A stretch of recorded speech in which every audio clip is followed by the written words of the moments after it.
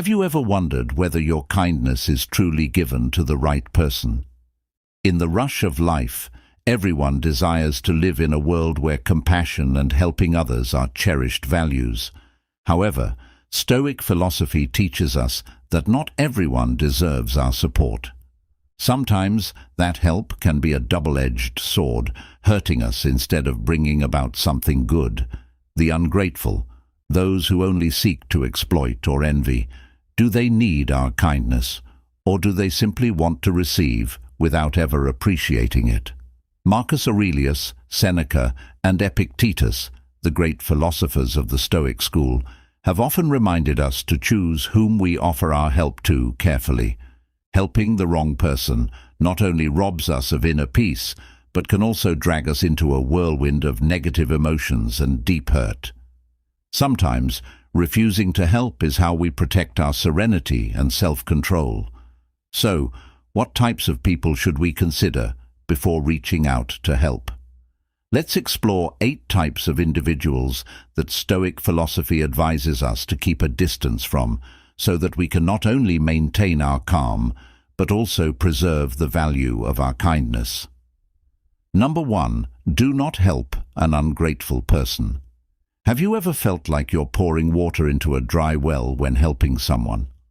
One of the most important principles that Stoic philosophy teaches us is not to help the ungrateful, those who never appreciate the value of the help they receive.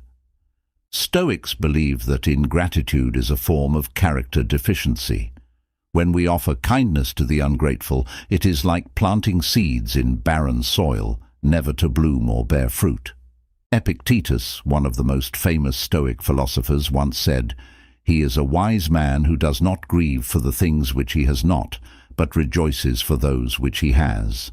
We should appreciate and help those who receive with gratitude, rather than waste energy on those who only demand and never appreciate. In life, there are many examples of ingratitude that we can recognize if we observe. Imagine you spend a lot of time helping a colleague through a difficult project, guiding them step by step.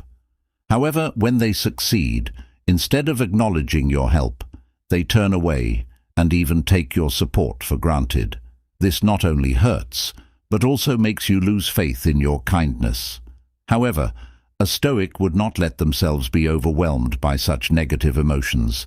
Instead, they would recognize the futility of trying to help such people and redirect their energy to more meaningful pursuits. Another example from life could be the relationship between parents and their grown children. Many parents are willing to sacrifice everything for their children, but there are cases where the children take these sacrifices for granted. They receive without ever reflecting on what their parents have done, offering no thanks or recognition. This leaves parents feeling burdened, disappointed, and sometimes lost in their love. Stoic philosophy would advise that instead of continuing to exhaust energy on unconditional support, we should pause to reflect on our values. Waste no more time arguing about what a good man should be one. Marcus Aurelius said, "Don't waste time convincing the ungrateful of the value of your help. Instead, spend time on those who appreciate it." Ingratitude is like a disease of the soul, and when we try to help those suffering from it, we risk getting caught in the negative spiral they create. Ask yourself, where does your kindness truly belong? Is it worth helping those who never recognize the real value of what you do for them? A Stoic philosopher's answer would be no. We must protect ourselves from unnecessary negativity and reserve our kindness for those who truly deserve it. Number 2. Lazy people. Perhaps you've encountered people who always long for a better life, but never lift a finger to turn that dream into reality. These are individuals who watch the world spin, but refuse to participate in the game. The lazy ones are like weeds that wait for the rain, but never want to dig their roots deep to seek water on their own. For those who follow Stoic philosophy, helping such people is not only futile, but may also erode one's inner balance. It is not the man who has too little, but the man who craves more that is poor, as Seneca wrote in Letters to Lucilius. Laziness, too, is a form of poverty, not of material lack, but of willpower, of motivation to rise and change. Lazy people are like a boat anchored to the shore, never advancing, never willing to face the waves. You can pull them out to sea, but the moment you let go, they return to their original spot. Consider the world of business. Entrepreneurs often face countless challenges, and to succeed, they must be willing to put in long hours from morning until night. But lazy people are different. They lack perseverance, refuse to step out of their comfort zones, and always hope for some miracle to lead them to success. If you choose to help them, do you ever wonder if this help will truly change them, or will it only make them more dependent on you? Stoic philosophy, with its focus on what we can control, advises that we should only invest time and energy into those who are willing to stand up and move forward on their own. Epictetus once said, "In the end, don't explain your philosophy, embody it." Philosophy is not about how much we talk about it, but how we live it. When you help a lazy person, you not only lose the self-discipline that Stoicism urges us to maintain, but you also create an unfair relationship where the other person only takes without ever giving back. A practical example can be seen in volunteer organizations. Many programs aim to help the unemployed by providing them with new skills to re-enter the workforce. However, in some cases, certain individuals only show up to collect benefits and refuse to learn or change. They rely on the kindness of others, but do not make any effort to improve themselves. These efforts to help, rather than creating positive change, become a burden for those who try to make a difference. So, what should we do when we encounter lazy people? That is a question each person must answer for themselves. Stoic philosophy does not teach us to abandon everyone who faces hardship, but it reminds us that kindness only has value when given to the right place, to the right person. By carefully choosing those who are truly deserving of help, we not only protect our peace of mind, but also respect the value of effort and self-reliance, principles that the Stoic philosophers deeply revered. Number 3. Irresponsible people. There are people in life who resemble boats adrift at sea, constantly tossed by waves without a rudder to steer them. These are the irresponsible individuals. Individuals live without understanding or acknowledging the consequences of their actions, often blaming circumstances or others when they face failure. Is helping someone like that truly valuable, or is it merely a waste of our resources and mental energy? Irresponsible individuals, whether in everyday life or the celebrity world, can cause significant harm not only to themselves but also to those around them. Stoicism teaches us not to waste our valuable energy on helping those who refuse to face their responsibilities. A prime example in the world of celebrities is the downfall of many promising talents simply because they were unwilling to take responsibility for their lives and actions. Think about Lindsay Lohan, a talented actress who took Hollywood by storm from a very young age.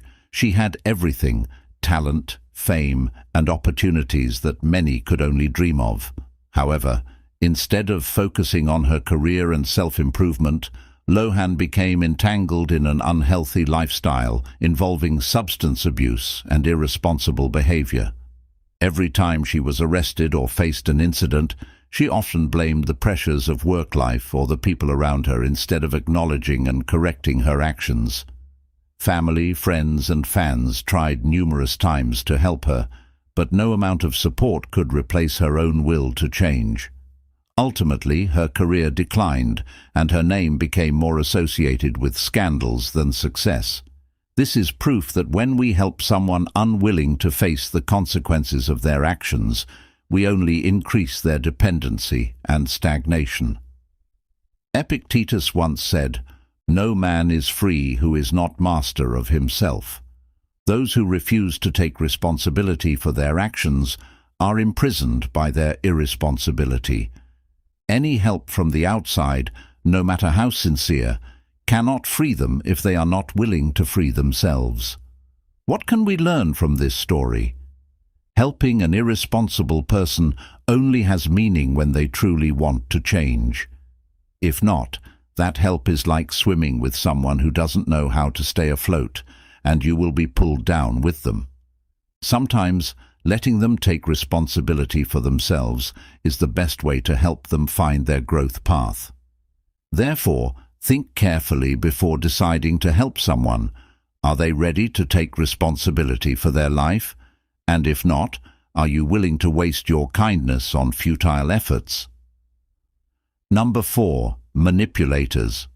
There may be nothing that makes a person feel more betrayed than realizing they have been manipulated and used by someone they once trusted. Unfortunately, manipulators are always present around us, skillfully using words and actions to turn us into pawns in their game. In Stoic philosophy, helping such individuals is not only unwise, but also harmful to ourselves. Ask yourself, does offering a helping hand to a manipulative person truly benefit them, or does it simply enable their selfish and dishonest behavior? Marcus Aurelius once said, "The soul becomes dyed with the color of its thoughts." If we constantly surround ourselves with manipulators, even with good intentions, our souls gradually become tainted with doubt and disappointment. Manipulators can twist any situation to their advantage, and even when they receive help, they find ways to manipulate the situation to benefit themselves. They do not view help as a gift of kindness, but as a tool to control others. So why would we let ourselves fall into that trap? Let's consider a specific example from modern life. A woman who constantly portrays herself as weak, needing protection, and dependent on her boyfriend for everything, from work to personal life. He sympathizes, thinking that he is the only one who can help her through her struggles, but after years she remains the same, still dependent, still manipulating him into believing that he is her only support. In the process, he has lost his time, energy, and even his dreams, all in the effort to help her. By the time he realizes the truth, he is exhausted. This is the vicious cycle of manipulation, where the helper ends up being the one hurt. Stoic philosophy teaches that kindness must be given wisely. Helping the right person at the right time can become a source of strength, but for manipulators, it's just a binding rope that ties both parties into a toxic relationship. So, can we muster the courage to say no and maintain the peace within our souls? We've reached the halfway point in today's lesson. Your presence is a great encouragement on our journey to bring the true values of Stoic philosophy to more people. So please like and share this video to spread these lessons to your loved ones and friends, or leave a comment saying, "I value my life," if you're ready to continue the journey with the next 4 types of people. Number 5. Chronic critics. Have you ever met someone who, no matter what you do, always finds a way to criticize and belittle you?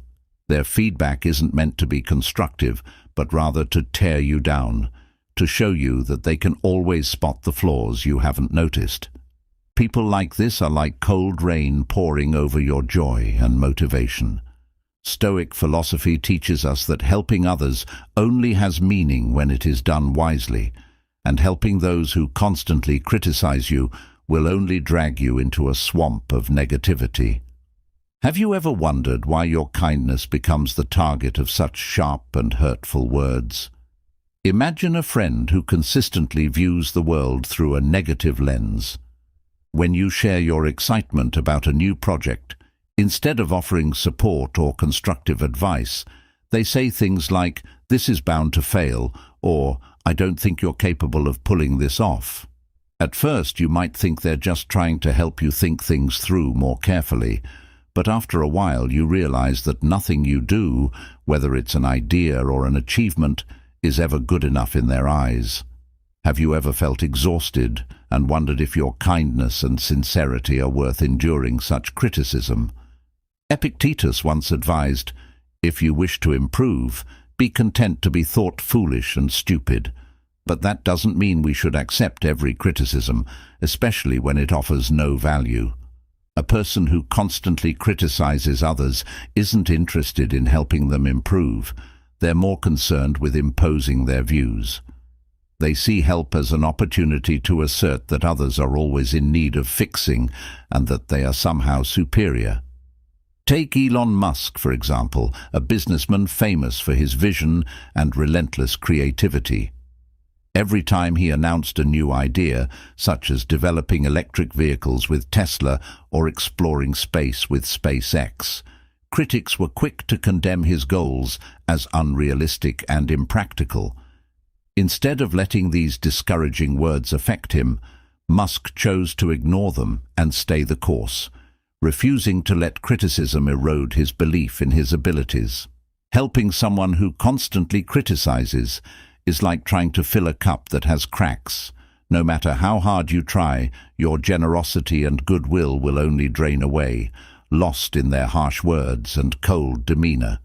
Stoic philosophy advises us to keep a distance from such people, to avoid pulling ourselves into the dark corners of negativity.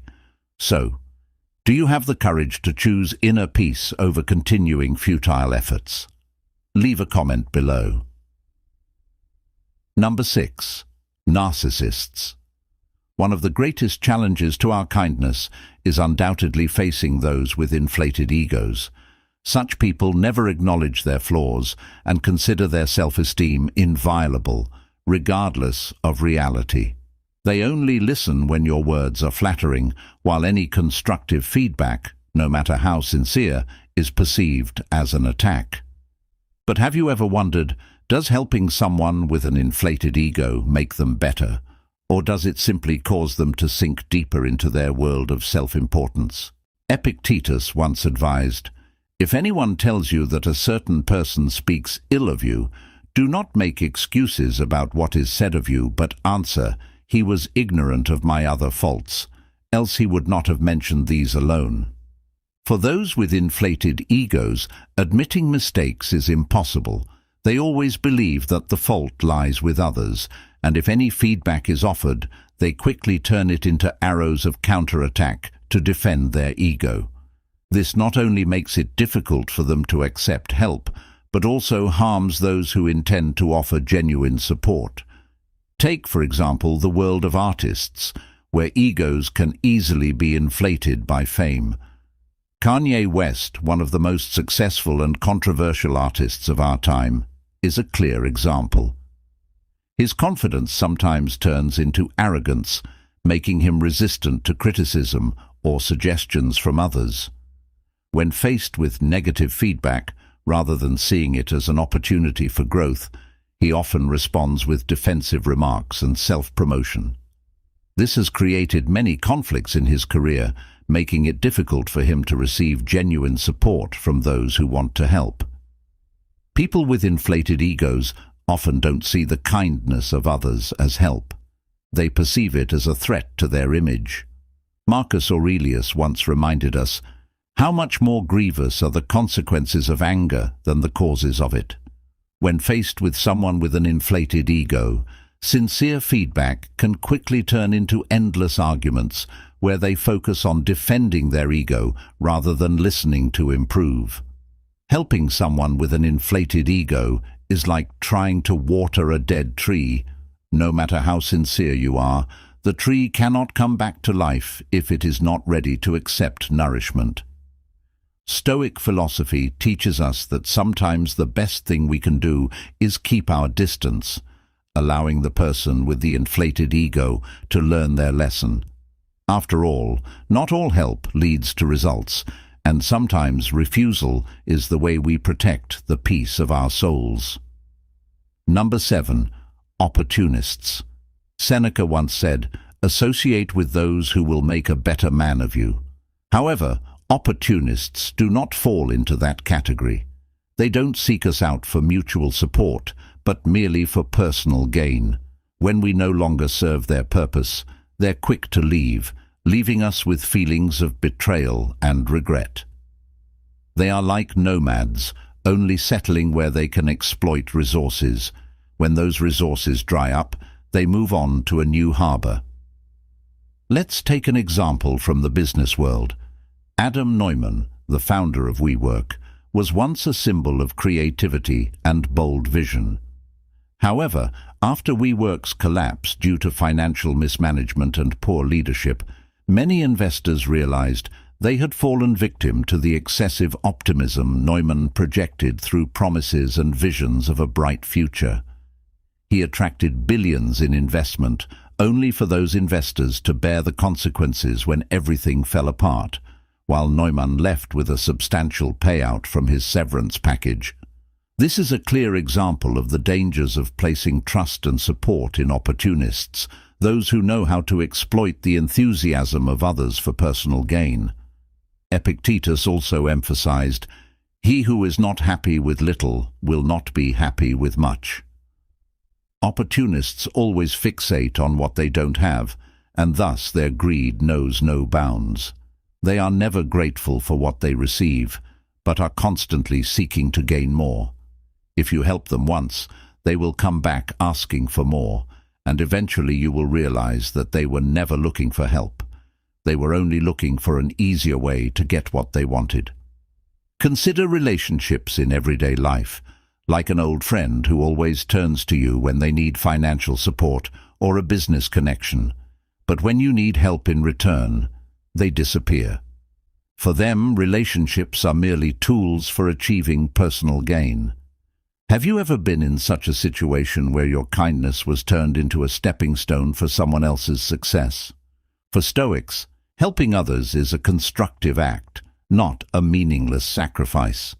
We should not allow our compassion to become a victim of an opportunist's greed. Instead, we should choose to help those who truly need it and appreciate it, so that our kindness can blossom into something greater rather than being swept up in the endless cycle of greed. Number 8. Envious individuals. Have you ever wondered why your success becomes a thorn in the side of some people? Those who are envious not only secretly wish for your failure, but also feel uncomfortable with even your smallest moments of happiness. They are like shadows lurking, waiting for the chance to cast a cloud of jealousy over your life. According to Stoic philosophy, helping such people is not only a waste of kindness, but also a threat to your peace of mind. The envious cannot see the efforts you've put in. They don't see the long nights you worked tirelessly, nor the perseverance it took to overcome challenges. All they see is that you are in a position they desire.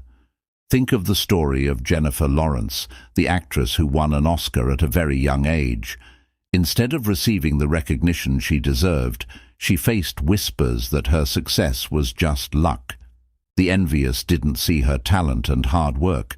They only focused on the fact that they weren't the ones standing on that stage. Even if she wanted to share her glory with those around her, to the envious it would merely highlight the gap between her and them. The envious cannot be happy with what they have because their hearts are constantly comparing, always measuring themselves against others.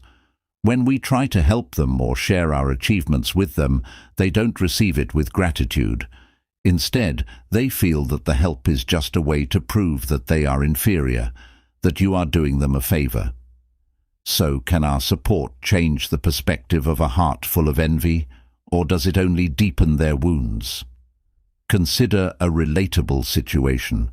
You have a colleague who always seems delighted when you encounter difficulties, but when you succeed, they try to downplay it with comments like, "You just got lucky," or "Someone must have helped you." At first, you might think you should overlook it and offer help to improve the relationship, but soon you realize that all your efforts are in vain. They will never feel satisfied or appreciative. Instead, they grow more envious of what you have. Stoic philosophy teaches that sometimes the best way to help is to keep your distance, allowing the envious to confront their jealousy. When we refuse to help, it isn't selfishness. It is protecting our inner peace.